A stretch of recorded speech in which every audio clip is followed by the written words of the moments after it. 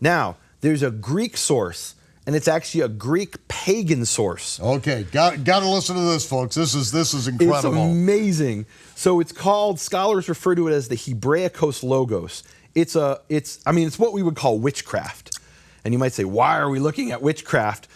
The way it's described in this papyrus written in Egypt around the same time, 150, 200, and you have to understand, this is a long papyrus called the Great Leiden, Leiden's in Holland, the Great Leiden Magical Papyrus. And it has all kinds of Magical papyrus. Magical papyrus has all kinds of incantations and spells, and they're in the name of Horus and Isis and every pagan thing you can imagine.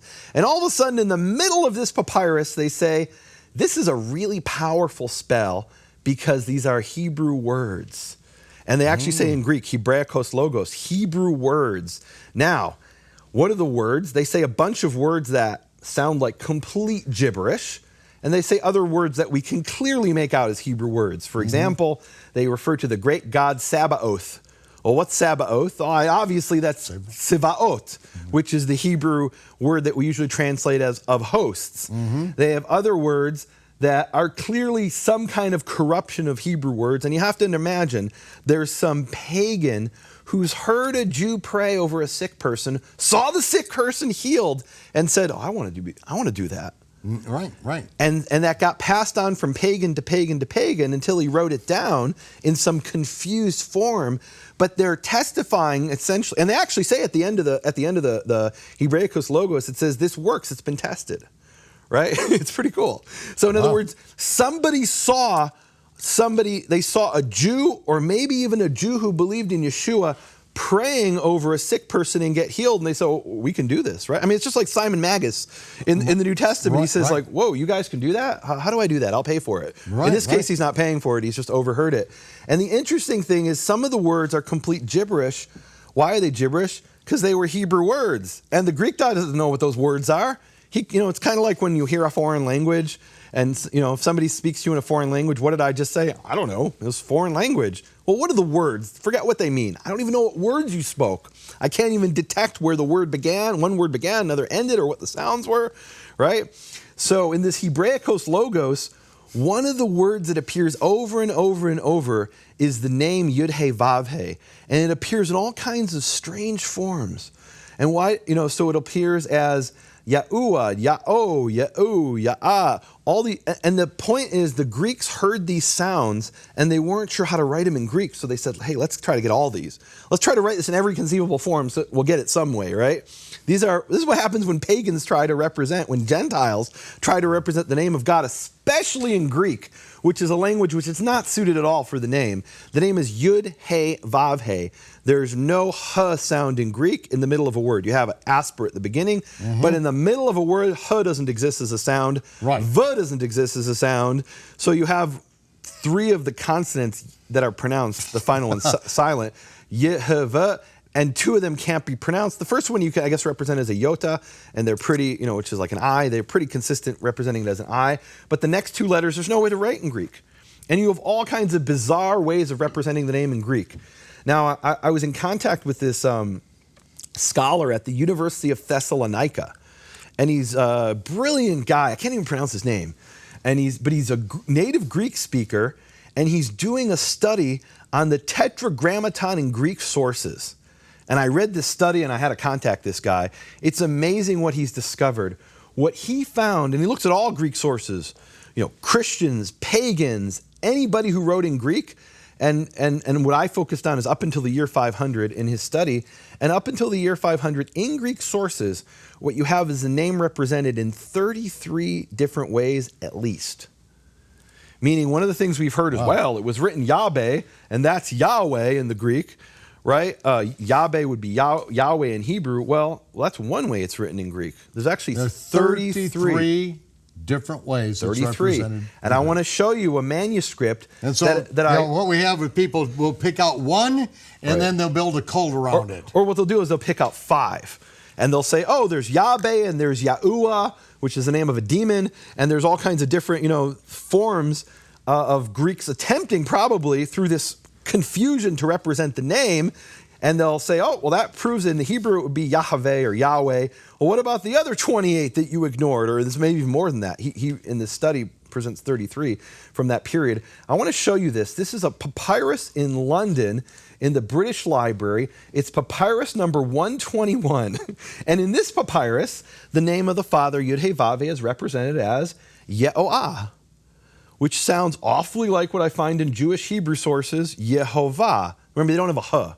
So if they wanted to represent, and they don't have a V, if they wanted to represent Yehovah, one way to write it would be Yehoah.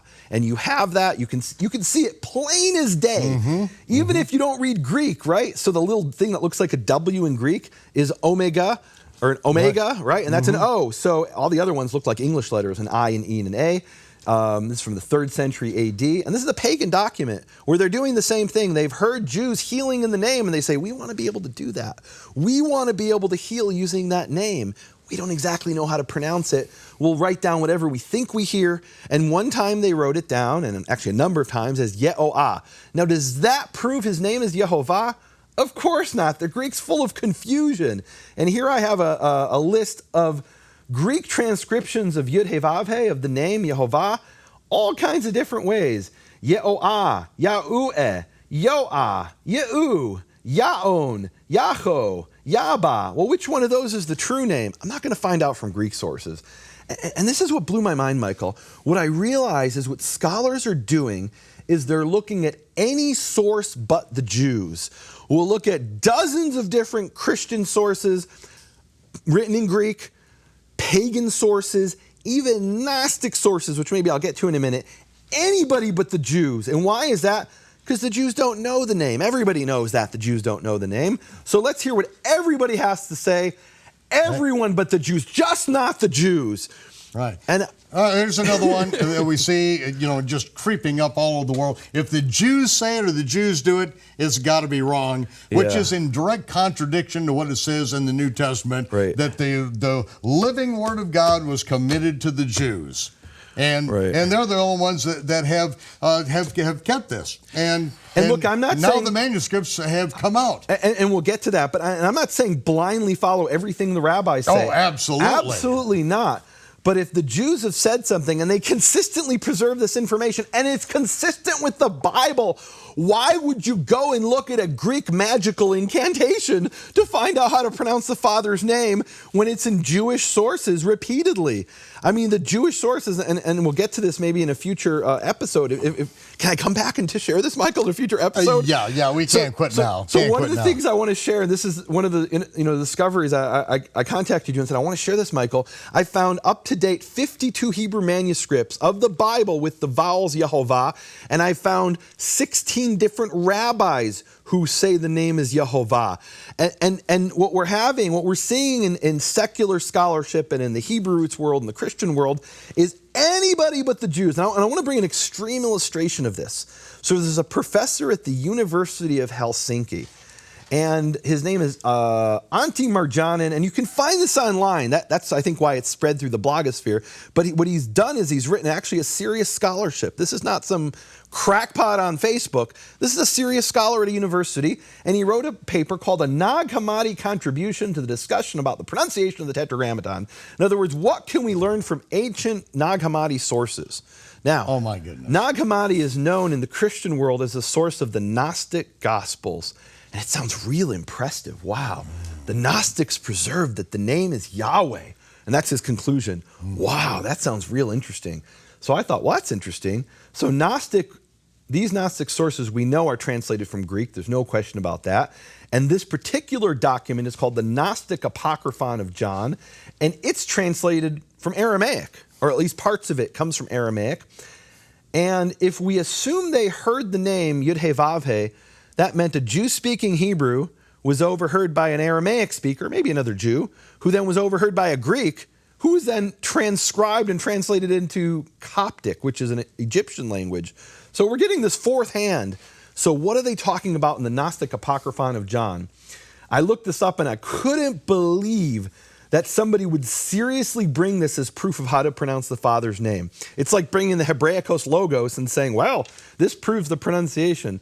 What the magical papyri proves is that Gentiles pagan Gentiles heard Jews healing in the name. It doesn't tell us how to pronounce that name because it's all confused. And again, he's a great scholar. I'm not, knocking his scholarship. I'm calling into question the methodology here, meaning, is it valid to look at a Gnostic source to find out how to pronounce the Father's name, which is what he argues? And I've seen people in the Christian world say, well, it's the Gnostics. They say it's Yahweh, right? So what are the Gnostics talking about? So if you read the Gnostic Apocryphon of John, it's horrific what they're talking about, Michael. They talk about a demon called Yaldabaoth. And there's almost no question that Yaldabaoth is an Aramaic or Hebrew word, probably Aramaic. There's similar languages. And in Aramaic, it would be the equivalent of the Hebrew Yeled Bohu, which means son of chaos, who accidentally creates the physical world. Then to try to make up for it, he rapes Eve, who he's created by accident, and spawns a demon child named Yahuwah. So Yahuwah, according to the Gnostic Apocryphon of John, is not the God of the creator of the universe of the Hebrew Bible or even of the New Testament. He's a demon child who's the son of chaos. He's the son of chaos. So really, Yahweh is the grandson of chaos. And this is what people are bringing as proof of how to pronounce the name of the creator of the universe? Wow. I'm sorry, my God's not the grandson of chaos. Or the spawn of a demon. Right. Exactly. And it's what I realized reading this, Michael, is what scholars are willing to do is dig deep into the depths of any pagan source as long as we don't ask the Jews how to pronounce the name. And why is that? Because the one thing we can all agree on is the Jews don't know how to pronounce the name. So why would we ask them? And one of my important discoveries recently is Jewish sources that prove beyond any shadow of a doubt that in fact the Jews did know how to pronounce the name, that they never forgot it. It's copiously documented in Jewish sources, in 52 Hebrew manuscripts of the Bible. It's documented in the writings of 16 rabbis.